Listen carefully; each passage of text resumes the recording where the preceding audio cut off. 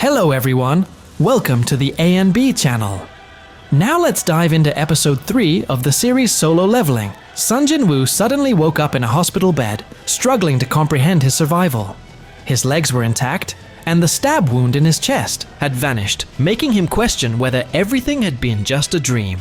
As he tried to process his thoughts, two individuals entered the room, the head of the Hunter Association's monitoring department. To his astonishment, they informed him that he had been in a coma for 3 days, following the recent dungeon raid. The aftermath of the raid had been severe. Chief An Sang-cheol had lost an arm and was forced to retire from hunting. Meanwhile, Zhu He, suffering from significant mental trauma, was also expected to quit being a hunter. Only 6 people had survived after discovering the double dungeon. Upon receiving the report, the White Tiger Guild, accompanied by an S-rank hunter, arrived at the scene. However, all they found was Jin-Woo lying unconscious, with no trace of the temple or the statues. The inexplicable circumstances puzzled the monitoring department, leading them to speculate that Jin-Woo might have undergone a second awakening. In the world of hunters, an individual's ability was determined at the moment of their awakening, and was believed to remain unchanged for life. However, there were rare cases where hunters reawakened, surpassing their limits to reach A or even S-rank status. Anxious to verify this possibility, Jin-Woo placed his hand on a magic power measuring device, hoping for a miraculous change. Unfortunately, his hopes were shattered when the results revealed that his stats were even lower than those of the IFE average E-rank hunter. This raised many questions. Why had the weakest hunter survived? And why had the double dungeon vanished without a trace? Strangely, only Jin-Woo could see a system panel displayed before him. At that moment, memories of the moments before his supposed death rushed back. He recalled being asked about qualifying to become a player. Soon after, his younger sister, Jin-Ah, visited him, scolding him for his reckless actions and urging him to value his life more. She even threatened to quit school and start working if he continued putting himself in danger. When Jin-Woo asked if she could see the system panel, she looked at him in confusion, assuming he was delirious, and left. Realizing that the system panel wasn't touch responsive, but instead voice activated, Jin-Woo hesitantly said, "Open mailbox." A notification immediately appeared, confirming that he had become a player. The system would now support his development, but failure to follow its instructions would result in penalties. Checking the daily quest, he found a set of strength training, tasks including push-ups, sit-ups, and running. However, still feeling weak, he decided to ignore it. Meanwhile, the head of the monitoring department reported to Chairman Go Gun-hee that Jin-Woo had not undergone a reawakening. The peculiar circumstances surrounding his survival and the disappearance of the dungeon made it an unprecedented case, prompting the chairman to call for further investigation. At the Hunter Guild headquarters, one of South Korea's top 5, the guild master assigned Vice Master Cha Hae-in the task of guiding an upcoming B-rank raid. She needed to train new recruits and provide field experience. Though she lacked confidence in her ability to instruct, the guild master reassured her that her skills made her more than capable. That evening, as citizens carried on with their daily routines, a gate suddenly materialized in the middle of a Xiao-dae road, blocking traffic. People could do nothing but wait for hunters to arrive and clear it. Meanwhile, Jin-Woo's daily quest time limit expired, and the punishment was immediately enforced.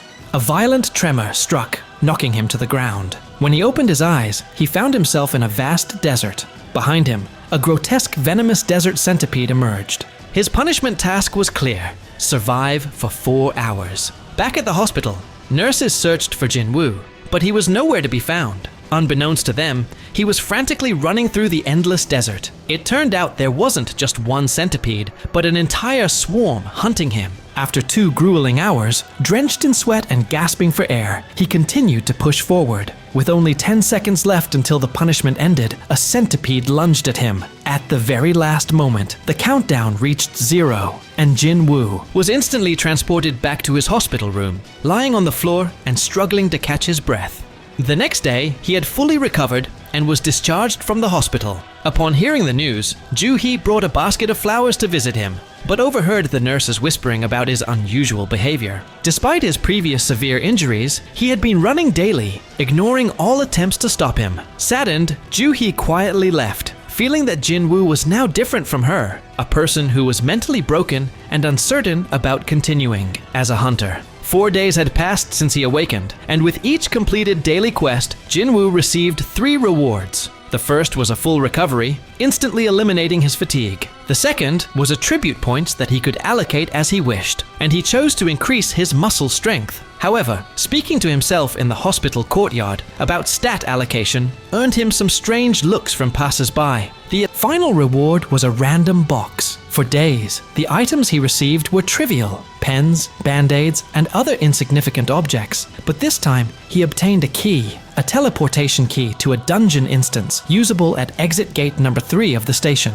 Meanwhile, the news broadcast reported on the current gate situations, akin to a weather forecast. Several new D and C rank gates had appeared, along with a B rank gate at the seaport that the Hunter Guild planned to raid. As Jin-Woo watched, memories of his past surfaced. 4 years ago, his mother had fallen into a mysterious condition known as eternal sleep, a disease that emerged after the appearance of gates. Affecting only a small fraction of the population, modern medicine had no cure, only life-sustaining treatment. At that time, Jin-Woo had been working as a construction laborer under a ruthless boss when he suddenly exhibited unusual symptoms. It was then that he realized he had awakened as a hunter. Overjoyed, he rushed home to tell his sister, believing that he could finally earn enough money to pay for their mother's medical expenses, no matter how dangerous the job was. However, his first raid was a nightmare. His team considered him a burden, kicked him out, and refused to share any rewards with him. Reflecting on those painful memories, he resolved to train his body even harder. Determined, Jin-Woo arrived at the station where the teleportation key could be used. Reassuring himself that he could always run away if things got dangerous, he inserted the key into the lock that appeared before him.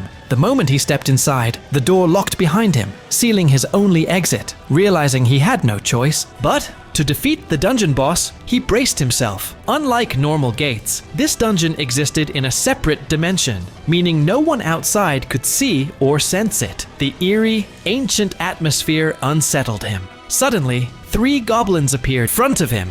Recalling how he had barely survived against a single goblin before, he knew he was in trouble. Despite his best efforts to dodge and defend himself, he was soon overwhelmed and knocked to the ground. Desperate, he managed to lunge at one goblin and stab it through the stomach, successfully killing it. Using sheer determination, he took down the remaining 2. Just as he began to feel a sense of accomplishment, a new threat emerged, a red-furred wolf with incredible speed. Within seconds, it shattered his weapon. It was a steel-fanged wolf. Paralyzed by fear, he found himself unable to move. The trauma from his previous dungeon encounter surged back. The wolf lunged at him, leaving a deep scratch across his face. Knowing that he had no healer to tend to his wounds, he swore not to let himself get hurt again. The beast charged at him, aiming straight for him, and just before the impact, the episode ended. That concludes the recap of Episode 3 of Solo Leveling. If you enjoyed it, don't forget to like the video and subscribe to the channel for more content. A&B loves all of you.